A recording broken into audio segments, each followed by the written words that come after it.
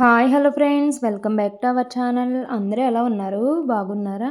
మేమైతే బాగున్నాం. ఈ వీడియోలో నేను అరటికాయ వేపుడుని ఎలా తయారు చేసుకోవాలో చూపించబోతున్నాను. ఈ అరటికాయ ఫ్రై కోసం నేను స్టవ్ ఆన్ చేసుకొని ఒక పాన్ పెట్టుకొని కొంచెం ఆయిల్ వేసుకున్నాను. ఆయిల్ బాగా హీట్ అయిన తర్వాత అందులోకి పోపు సామాన్లు వేసుకొని బాగా ఫ్రై చేసుకున్నాను. అవి కూడా బాగా ఫ్రై అయిన తర్వాత అందులోకి ఒక ఎండుమిర్చిని కూడా వేసుకొని బాగా ఫ్రై చేసుకున్నాను.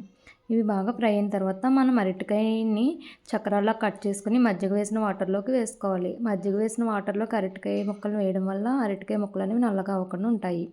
ఈ కట్ చేసుకున్న అరటికాయ ముక్కలను కూడా ఈ పోపులోకి వేసుకొని కొంచెం సాల్ట్, కొంచెం పసుపు వేసుకొని మొత్తం కలిసేలాగా బాగా కలుపుకోవాలి.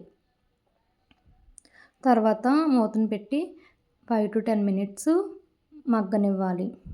ఆ తర్వాత మూత తీసి మళ్ళీ ఒకసారి అరటికాయ ముక్కలను బాగా కలుపుకొని మళ్ళీ మూతను పెట్టుకోవాలి. ఇలా మధ్య మధ్యలో కలపడం వల్ల అరటికాయ ముక్కలు అనేవి మాడకుండా ఉంటాయి.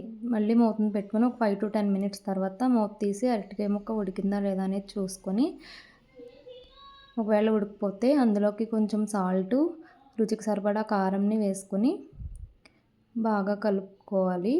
తర్వాత స్టవ్ ఆఫ్ చేసుకుని సర్వ్ చేసుకోవడమే. అంతే, ఎంతో రుచికరమైన మరియు ఎంతో ఈజీగా చేసుకోగలిగే అరటికాయ వేపుడు రెడీ. ఈ వీడియో మీకు నచ్చినట్లయితే లైక్ చేయండి, షేర్ చేయండి, సబ్స్క్రైబ్ చేసుకోండి. Thank you for watching.